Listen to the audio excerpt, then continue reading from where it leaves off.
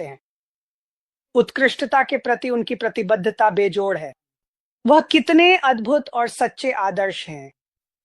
तो आज इस यात्रा के एक महत्वपूर्ण अध्याय का समापन होता है। कृपया स्वागत करें उस व्यक्ति का जिसे मैं जानता हूं, प्यार करता हूं और जिस पर भरोसा करता हूं, हमारे संस्थापक और उससे भी बढ़कर हमारे मित्र श्री ऐश मुफराह का। स्वागत है ऐश। नमस्कार सभी को। बहुत बहुत धन्यवाद सूजी और यहाँ मौजूद सभी लोगों को। हाँ बिल्कुल, मैं ऐश मुफराह हूँ और मैं आपका मित्र हूँ। मुझे एक बार फिर आपसे जुड़कर बहुत खुशी हो रही है। इस बार हो सकता है मैं थोड़ा थका हुआ, अस्वस्थ दिखूं, मेरी आंखें खराब हों या खराब दिख रही हों। यह इसलिए है क्योंकि मैं थका हुआ हूं और अस्वस्थ महसूस कर रहा हूं, और साथ ही यह सत्र थोड़ा उबाऊ और नीरस हो सकता है क्योंकि इसमें कुछ अप्रिय और जटिल कानूनी बातें होंगी, और इसका मुख्य कारण यही है कि यह स्वभाव से उबाऊ है और इसमें ये अप्रिय तथा पेचीदा कानूनी बातें शामिल हैं जो इसे और भी अधिक अरुचिकर बना सकती हैं। मुझे यह करना ही था। मुझे रिकॉर्ड को सही करना है और मुझे उम्मीद है कि यह आपके लिए उतना कष्टदायक नहीं होगा। मैं सभी का स्वागत करना चाहता हूं इस लाइव ग्लोबल अपडेट नंबर 2 में। सबसे पहले मैं आपको धन्यवाद देना चाहता हूं कि आपने पिछले हफ्ते हमारे साथ पहली ग्लोबल अपडेट में भाग लिया। आपकी उपस्थिति, ऊर्जा और समर्थन ने हमारे लिए और हमारी एकता के लिए एक प्रेरणादायक क्षण बनाया। मैं इसके लिए आपका धन्यवाद करता हूं और फिर से यहाँ हमारे साथ होने के लिए भी धन्यवाद। और जो लोग आज जुड़ रहे हैं, मैं आपको विशेष रूप से आपके धैर्य, आपकी प्रतिबद्धता और हमारे साझा मिशन में आपके विश्वास के लिए धन्यवाद देना चाहता हूं।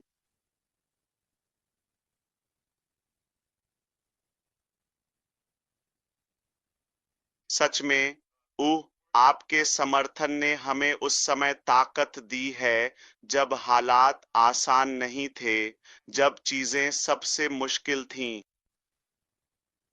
यही बात इसे सिर्फ एक कंपनी से कहीं अधिक बनाती है, और यही है जो इसे एक आंदोलन बनाता है। आज हम यहाँ एक बहुत ही विशेष मामले और महत्वपूर्ण विषय पर बात करने के लिए हैं। वह है एसईसी केस का समाधान, और हम बस एक बार के लिए पूरी सच्चाई को सामने रखना चाहते हैं। अब मुझे एक महत्वपूर्ण मुद्दे पर बात करनी है जिसका आप में से कई लोग इंतजार कर रहे थे। आज मुझे यह घोषणा करते हुए खुशी हो रही है कि हमने एसईसी के मुकदमों और आरोपों के साथ अंतिम समझौता कर लिया है। तो अब हम इस मुकदमेबाजी को पीछे छोड़ सकते हैं और पूरी तरह से उस चीज पर ध्यान केंद्रित कर सकते हैं जो सबसे ज्यादा मायने रखती है: हमारी नई सोच का निर्माण, परिष्करण और विस्तार।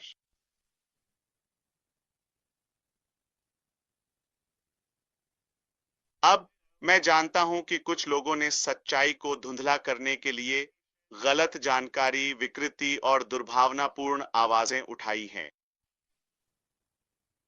मैं बिल्कुल स्पष्ट कर दूं, आज हम उस अध्याय को बंद कर रहे हैं। यह मामला अब समाप्त हो चुका है। इसी वजह से हम इस परिणाम से खुश हैं, और दरअसल आप में से कई लोगों ने कुछ विशेष सवाल पूछे हैं जिन्हें मैं अब संबोधित करना चाहूंगा, अगर आप अनुमति दें। सीधे मुद्दे पर आते हुए, मैं आपको बिल्कुल स्पष्ट तथ्य बताने जा रहा हूं जिससे आपको ठीक ठीक पता चलेगा कि हम कहां खड़े हैं। एसईसी के साथ मामला इस तरह सुलझा कि हमने न तो एसईसी के आरोपों को स्वीकार किया और न ही उनका खंडन किया। न स्वीकार न इनकार। ठीक है। हाँ, मैंने व्यक्तिगत रूप से $4 मिलियन का जुर्माना देने के लिए सहमति दी है और वास्तव में मैंने वह राशि पहले ही चुका दी है। यह हो चुका है। लोगों ने पूछा है कि क्या मुझे कोई नया व्यवसाय या कोई अलग व्यवसाय या सामान्य रूप से कोई व्यवसाय चलाने या उसका मालिक बनने से रोका जाएगा। ठीक है, इसका जवाब है नहीं। बात इतनी ही सीधी है। और बस बहुत ध्यान रखें, जो अंतिम निर्णय है वह सार्वजनिक रूप से उपलब्ध है और आप इसे पढ़ सकते हैं। इसमें कुछ विशेष बातें हैं या कहें कि कुछ खास बातें हैं जिनके लिए मैं प्रतिबद्ध हूं। मुझे यह बताते हुए खुशी हो रही है कि यह एक महत्वपूर्ण विषय है कि मेरी पत्नी के खिलाफ लगाए गए सभी आरोप पूरी तरह से खारिज कर दिए गए हैं। क्या मैं ठीक है, मुझे आपको बताने दीजिए कि मैंने क्यों सोचा कि इस मामले को सुलझाना और इस समझौते को अंतिम रूप देना सबसे अच्छा कदम था। जाहिर है उस समय के विकल्प इतने आसान नहीं थे। ठीक है, यह वाकई में एक बहुत ही दर्दनाक और बेहद महंगा अनुभव रहा है, जिसने हमें काफी मुश्किलों और वित्तीय बोझ का सामना करने पर मजबूर किया है। हाँ, करोड़ों में। हर एक दिशा में यह अनुभव मेरे लिए, मेरे पूरे परिवार के लिए और मेरे व्यापार में भी बहुत ही अधिक निराशाजनक रहा है और शायद आपने भी इसके कुछ गंभीर असर महसूस किए होंगे। जैसा कि मैंने कहा, मैंने $4 मिलियन का जुर्माना भरा और इस मामले की रक्षा के लिए वकीलों पर और भी करोड़ों खर्च किए, जिन्होंने शानदार काम किया। मेरे सामने जो विकल्प था वह था एक लंबी, कठिन और खींचती हुई कानूनी लड़ाई में उतरना।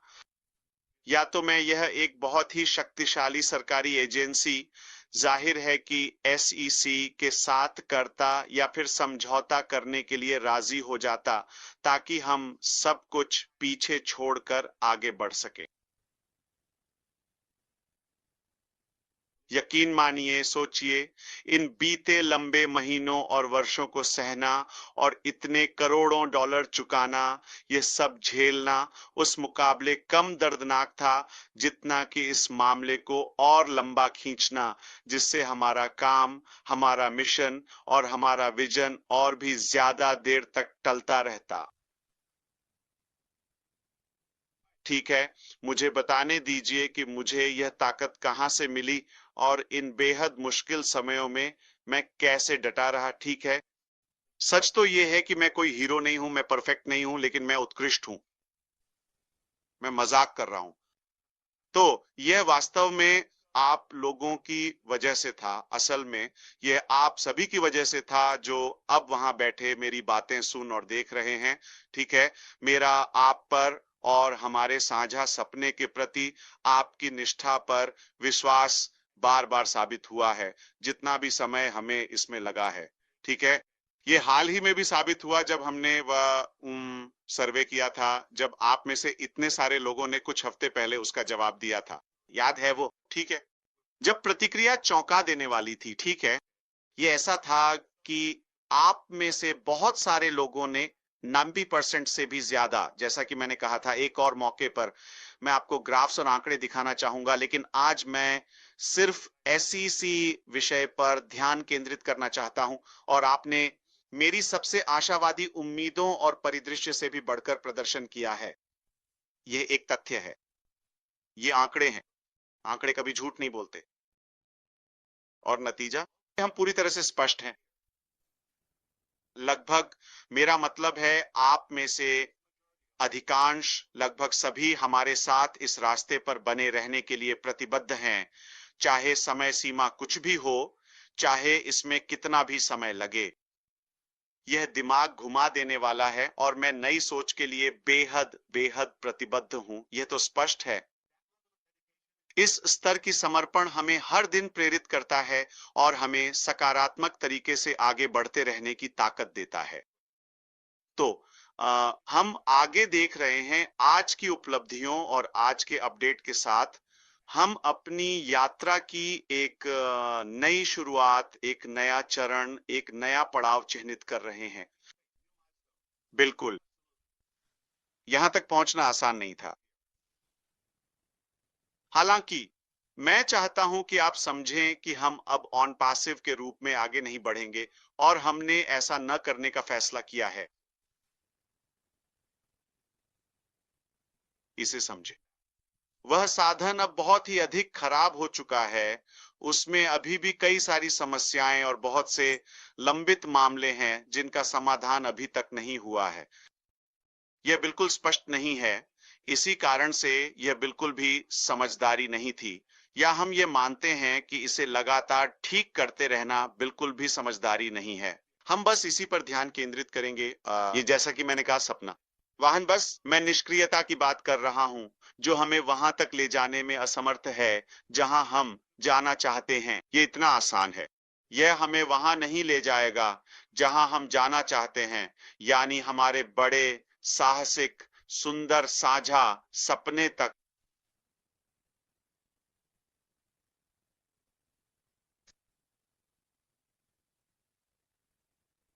और अब मैं हमारे अगले अध्याय पर चर्चा करने जा रहा हूं, या हम क्या करने जा रहे हैं तथा आज हमारे सामने क्या है, मैं इस पर चर्चा नहीं करने जा रहा हूं। बस यह समय नहीं है। लेकिन मैं एक बात यह कहना चाहता हूं कि हमारे आगे का रास्ता बहुत सारे अवसरों से भरा हुआ है और सबसे अच्छा हमारे पीछे नहीं है, ये बस सामने आने वाला है।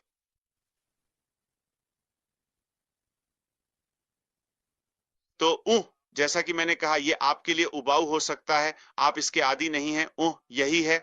मैं बस आपको आज हमारे साथ जुड़ने के लिए धन्यवाद कहना चाहता हूं।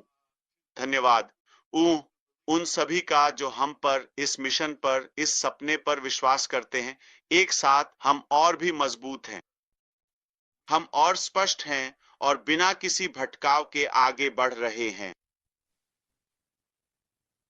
यात्रा जारी रहेगी और चलती रहेगी और हमारी कहानी का सबसे रोमांचक हिस्सा अभी आना बाकी है। आगे सुंदर दिन है। निश्चित रूप से जुड़े रहें। जाहिर है बैक ऑफिस से और भी खबरें आ रही हैं। अच्छे ऐलान होंगे। हम समझ सकते हैं कि आप इस नए संवाद के तरीके से कितने खुश हैं और मैं आपका धन्यवाद करता हूं। मैं बस आपको यह बताना चाहता हूं, जब आप वास्तव में उद्देश्य प्रेरित होते हैं और जब आपके पास एक प्रचुरता की मानसिकता और एक सकारात्मक सोच होती है, तो कभी-कभी जीवन में आगे बढ़ने के लिए आपको कुछ चीजों को छोड़ना पड़ता है। मैं इसे कहता हूं, ऊपर जाने के लिए कुछ छोड़ना पड़ता है।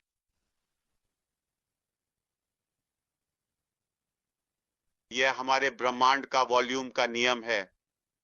किसी नई चीज को रखने के लिए आपको उसके लिए जगह और स्थान बनाना पड़ता है। यह हमारे सफर में एक बड़ा हिस्सा बन गया है। जाहिर है समय, संसाधन, ये सब कुछ, और हमें इसे छोड़ना होगा, जाने देना होगा, ताकि हम अपनी सबसे ऊंची क्षमता तक पहुंच सकें, क्योंकि हमें ऊपर उठना है। ऊपर उठने और आगे बढ़ने के लिए हमें कुछ छोड़ना ही होगा। जो मायने रखता है वह है हमारे साझा लक्ष्य और सपनों तक पहुंचना। लंबे समय में तंत्र और कैसे करना है, ये सब अप्रासंगिक हो जाते हैं।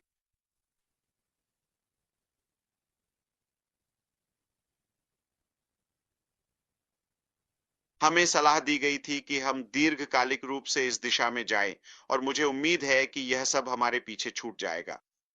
अब और कोई ध्यान भटकाने वाली चीज नहीं।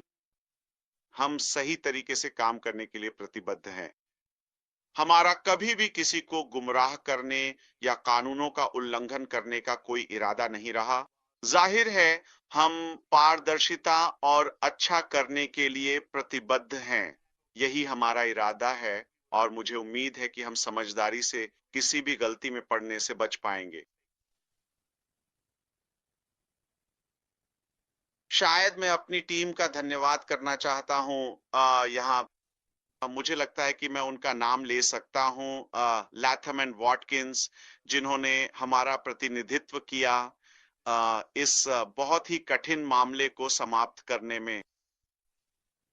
और मेरा मानना है कि मजबूत नेता आसान चीजों के लिए नहीं बने होते।